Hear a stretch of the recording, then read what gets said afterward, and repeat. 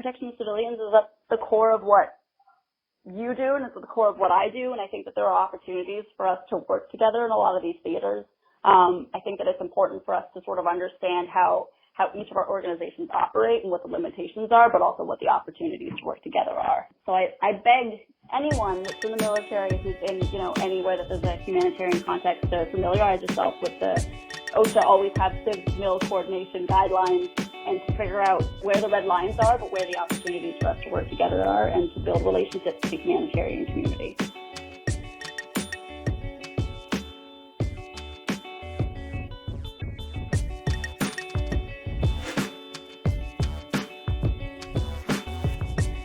Thank you for tuning in to the 1CA podcast. I am your host, David Thompson. With me is Alexandra Lamarche. Alexandra is an advocate for Sub-Saharan Africa at Refugees International, where her work focuses on conflict, displacement crises, and peacekeeping. She led a research mission to Cameroon in March and April of 2019 to look at the internal displacement crisis and humanitarian situation there. Follow her on Twitter at Ali Lam. Alexandra, thank you for coming on the show. Thank you so much for having me. I feel like humanitarian groups and armed forces should be spending a bit more time trying to understand the ways in which we both work, so I'm thrilled to be here. Absolutely. To get started, can you tell us a little bit about your professional and educational history that got you to where you are today? Yeah, of course. Admittedly, it was not where I was anticipating ending up, but I'm pleased to finally be where I am. I actually studied conflict and security with a focus on violent non-state actors at both the undergrad and the graduate level. And I always found sort of conflict dynamics to be very, very fascinating, but I eventually realized, sort of overcome with guilt, that I should be and could be involved in addressing sort of the human consequences of conflict. So I eventually shifted away from conflict analysis and resolution to work to assess and report on the needs of those displaced by the very violence that I was always working on. Wow, that's really interesting. So what got you interested in refugees and then more specifically to your area, IDPs? Well, I was overcome with guilt and coming to the realization that I should be doing more to help people. I was living and working in Lebanon, and with the ongoing crisis in Syria, we were witnessing hundreds of thousands of Syrians come into Lebanon seeking safe refuge. And as I began to sort of delve into this issue of displacement, I noticed that in the context of displacement, internal displacement tends to be under the radar. If the displaced are not showing up in neighboring countries or in Western countries more specifically, they tend to be forgotten in the eyes of the public, in the media and policymakers and international donors. Most of the internally displaced are often staying with host families, whether they be their own family or their friends or just complete strangers who are offering them sort of a warm welcome. People pay less attention to them and seem to think that they don't need as much as a refugee does, but in reality, often their conditions are far worse.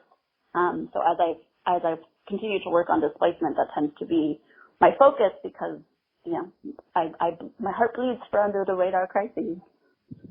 Absolutely. I think the recent report from the United Nations Refugee Agency stated that there were nearly twice as many IDPs as there are refugees.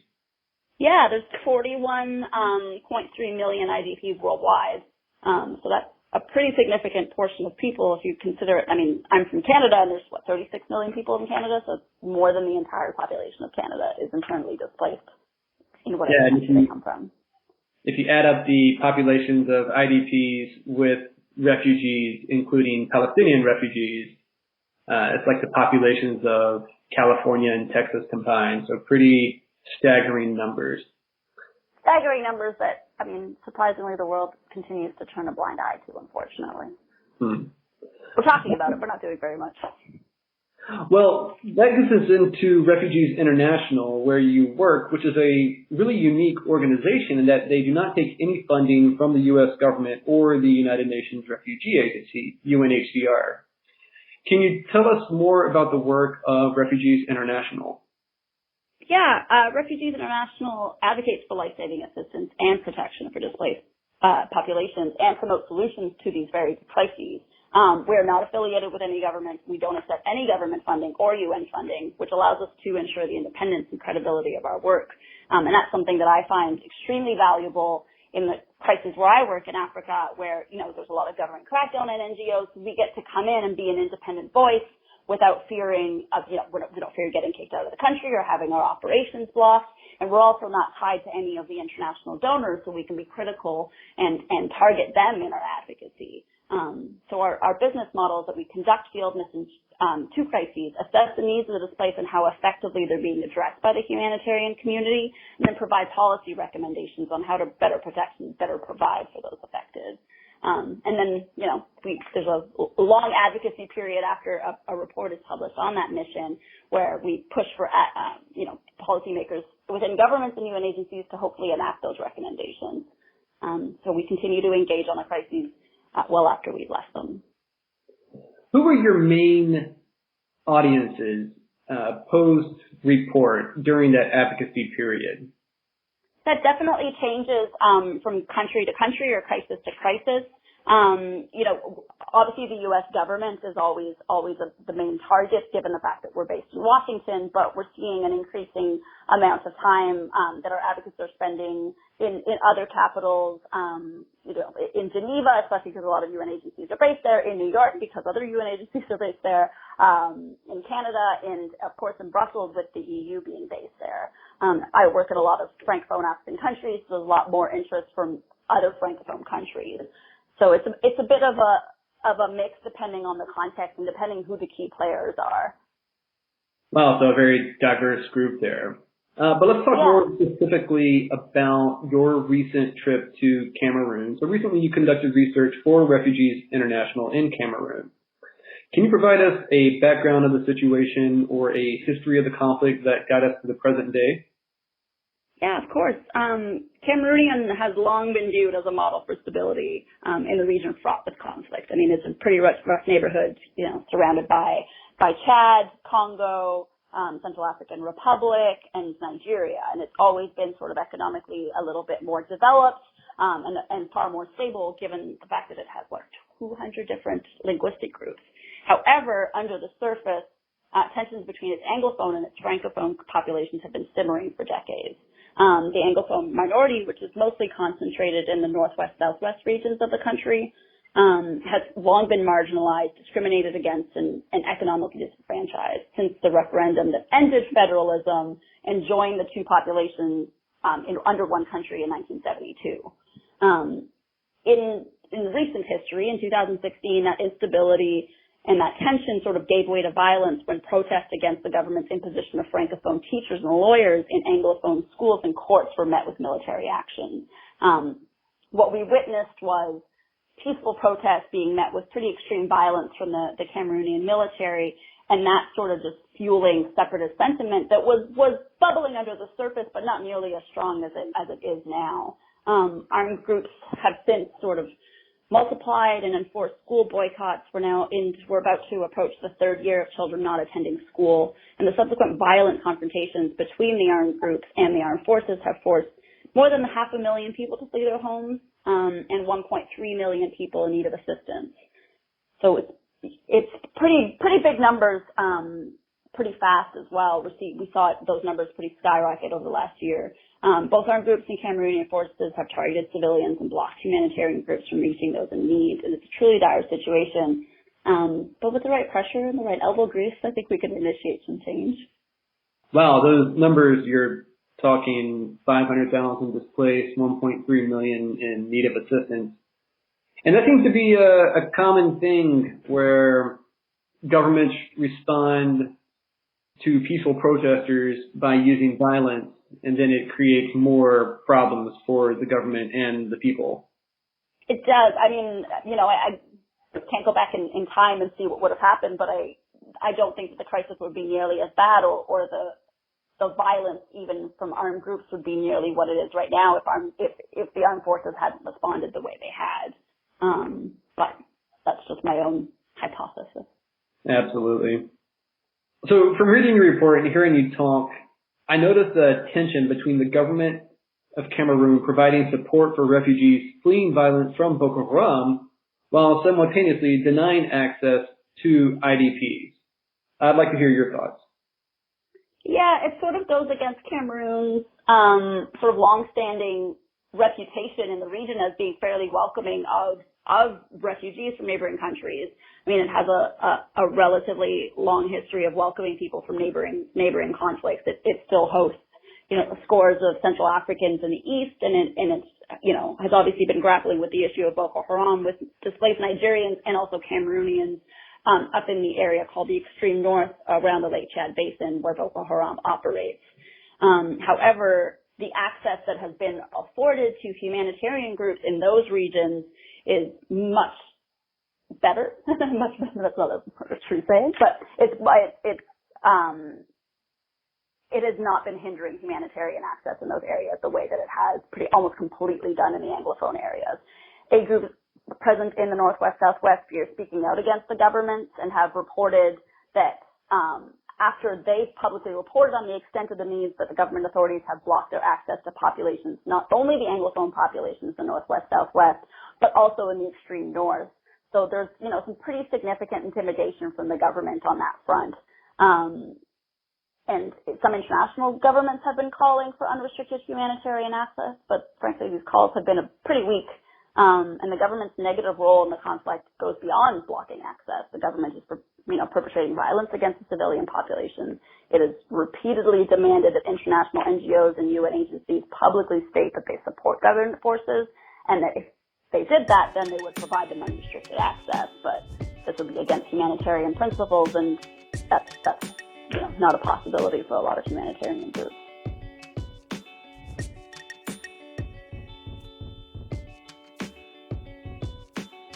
Do you want to make some money? Do you have an idea about how to better integrate civil affairs? If you do, then check out the Civil Affairs Association Call for Papers. Civil affairs integration surfaced as the forefront issue for the future development of the regiment at the conclusion of last year's discussion at the Washington, D.C. Roundtable.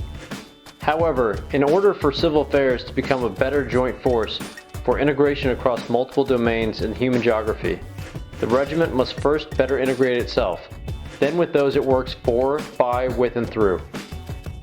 The Civil Affairs Association and its partners invite civil military professionals to send an originally written issue paper by no later than the close of business Friday, 30 August.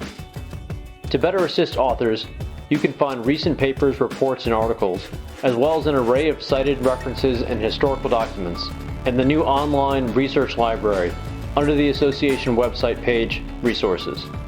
You can also call upon the new Publications Advisory Board for assistance. They'll help you in crafting the argument for your paper.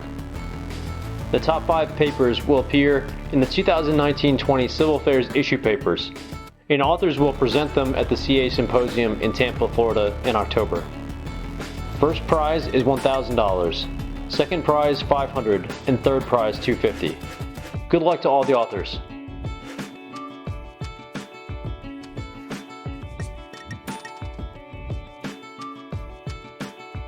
This is on another key point in your report, humanitarian principles. Can you share with the listeners what humanitarian principles are and why they're important? Of course. The humanitarian principles, there are 4 of them. There's humanity, which is that human suffering must be addressed wherever it's found. Neutrality is that humanitarian actors might not take sides in the hostilities.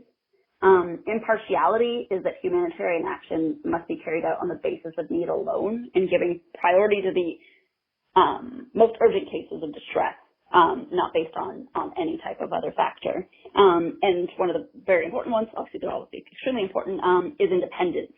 Humanitarian action must be autonomous from the political, economic, military, and other objectives. Given the complex conflict dynamics found in situations where humanitarian aid is often needed, adopting a principled approach is critical in order to distinguish humanitarian action from the activities and objectives of political, military, and other actors. Adhering to these principles allows for increased and sustained access to different populations in need. In the context of the conflict in the northwest southwest of Cameroon, it is important for local populations to trust that humanitarian groups are not affiliated to either armed groups or the government. It's important to note that most of them do not feel represented by the armed groups or the official Cameroonian government. So any type of whiff that they get that anyone is cooperating with anyone or siding with anyone means that they won't allow access even to their own populations. It continues to be a problem, especially with such a heavy-handed government that is blocking aid and also with armed groups blocking aid. We've been trying to educate the Cameroonian population and even the diaspora here in the U.S. on what these humanitarian principles are, because some armed groups have viewed international aid as equating international support for their separatist cause, and other people have, within the government, they have been requesting that organizations sort of publicly support government forces and government action and the government's approach, which is a purely militarized response.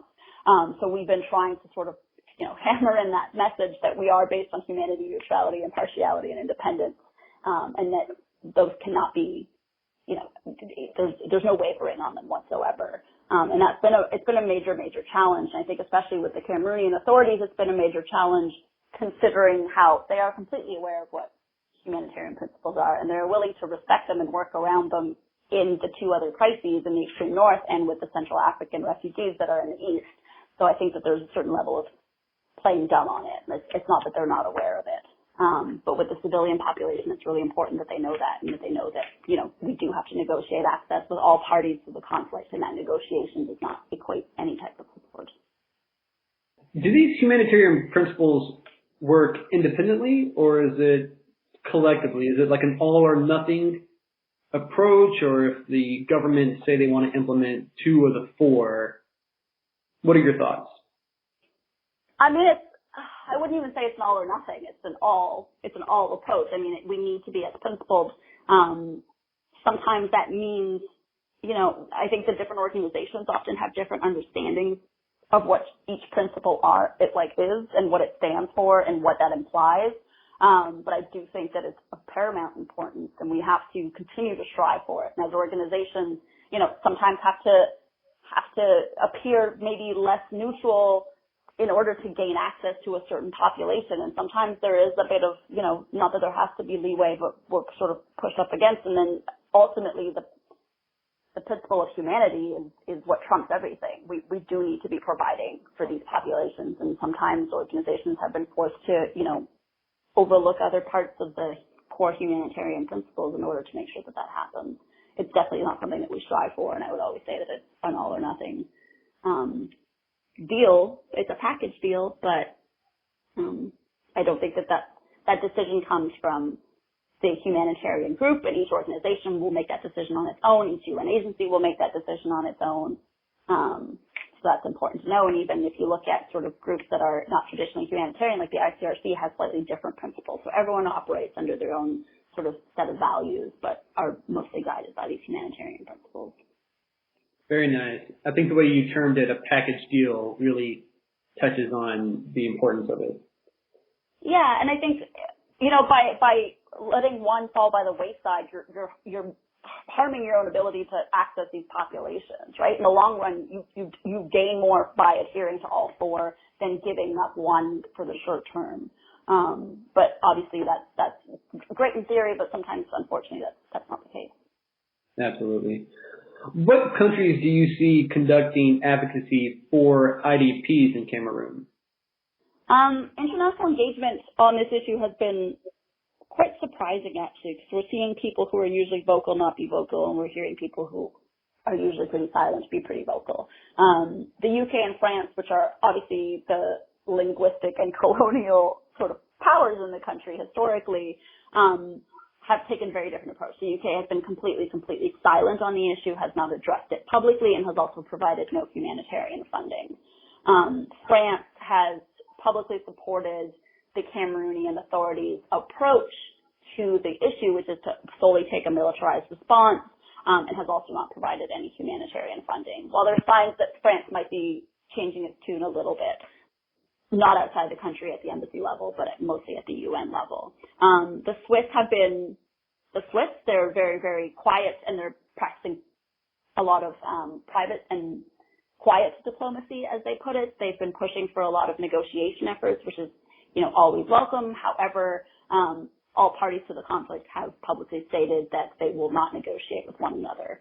So the idea that this will be fruitful in the short term is a little bit, it's not that it's a wasted effort, but there's a lot more that needs to be done on other fronts. Strangely enough, Canada has been surprisingly vocal about it, and also has provided $1 million Canadian in terms of humanitarian funding, which is pretty low in general, but also pretty high for Canada and pretty high compared to the other donors in that region. It's important to note the U.S. has only given $300,000 to the Northwest Southwest crisis, despite 1.3 million people being in need. We saw an effort at the UN level. There was a meeting called the ARIA Formula meeting. It was co-hosted by Germany, the UK, the US, and the Dominican Republic on the crisis in the Northwest Southwest, and that was a great effort from those four countries at the UN level, and we saw that they were really shedding light on the humanitarian needs, which is great because the UK had been pretty absent on the issue, and the US was sort of focusing a lot of its efforts on dialogue and looking at the military side, but not so much on the humanitarian side, but it turned out that it seems that all they did was host a conference on it, and there's been little effort from 3 out of the 4 to really engage with it. Germany continues to look into how it can play a bigger role, and I know it's trying to rally the other 3 countries into continuing its engagement on the country and on the crisis, and hopefully lead to a humanitarian engagement or coordination on that front. But the crisis is only 9% funded, and the needs are only increasing. And the longer humanitarians have to wait to be able to provide humanitarian assistance, the more mistrust is bred within the population. So it's a bit of a catch-22. You mentioned the U.S. working for dialogue with the Cameroonian military, and I think the majority of our audience is probably going to be U.S. listeners, and being the 1CA podcast, the significant military representation within that listener base. So one thing they may be really interested in is hearing what role you see for the U.S. military and particularly civil affairs. So if you had a wish list for this situation, what would it be? Yeah, I think that the U.S. has a really important role to play, and Cameroon has cooperated really closely with the U.S. in the fight against Boko Haram for years. Given the history of U.S. and USG have played, it's been good that the U.S. government has been publicly calling out the Cameroonian military and the government's role in the ongoing violence, but that is not quite enough. I mean, it's great to have a powerful voice, especially at the ambassador level in Cameroon and from the Hill here in D.C. However, these are just words. We need a bit more action. Over the last 5 years, Cameroonian security forces have received over $216 million in U.S. counterterrorism training and support. And while allegations that the Cameroonian military had committed abuses ranging from, arbitrary detention to torture and extrajudicial killings to the burning down of entire villages, it led to the U.S. cutting a lot of its military assistance to the Cameroonian forces. That sort of sent the signal that the U.S. was willing to engage and it was a public acknowledgement that the Cameroonian authorities had been involved in the terrible crisis. But the measly humanitarian funding sends conflicting signals to the Cameroonian authorities, to the Cameroonian population, especially the Anglophones that are affected by the crisis, and to other international powers. The U.S. so far has been focusing its efforts on calling for parties to negotiate, but that's going to continue to fall on deaf ears. So that there needs to be a little bit more. And then when it comes to the U.S. military, I think that it was, everyone was so pleased to see that the U.S. was willing to go so far to cut its military assistance to the Cameroonian forces, especially to the Rapid Response Battalion, known as the BEER, that the U.S. had trained, which is the one perpetrating the violence against the civilians now.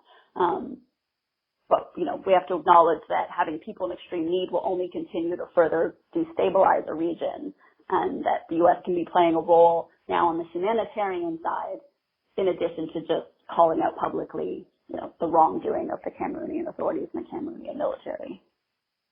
You mentioned that the U.S. withdrew the military, so that does limit some of the specific asks that you could recommend to the military. Perhaps in retrospect, what recommendations or specific asks would you given to the military, and particularly perhaps civil affairs? Yeah, there's definitely a retrospective wish list.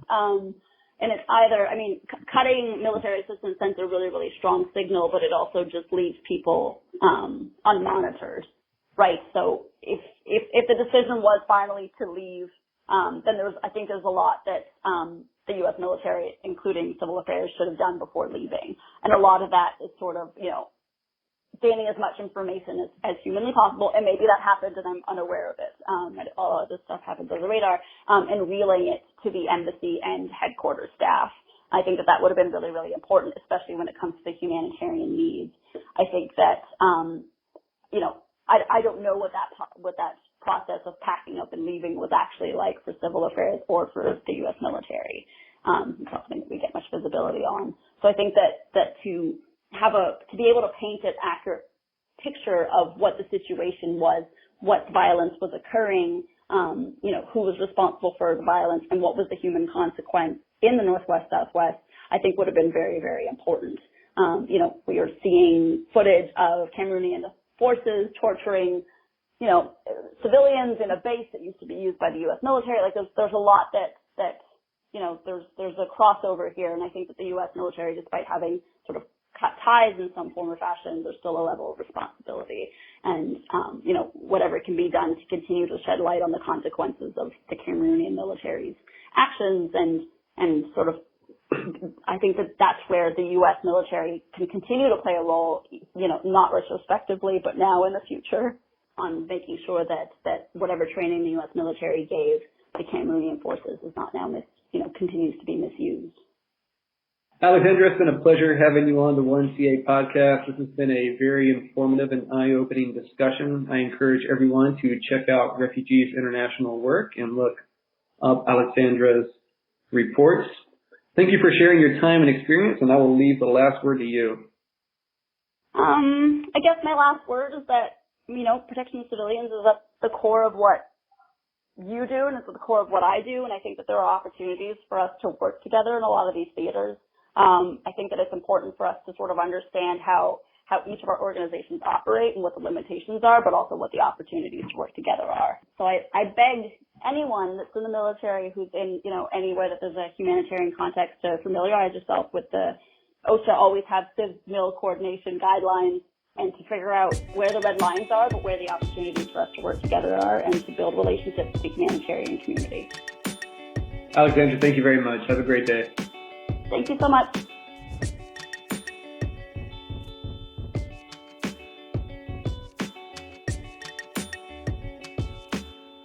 Thank you for spending some time with us.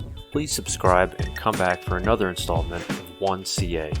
Until then, be safe and secure the victory.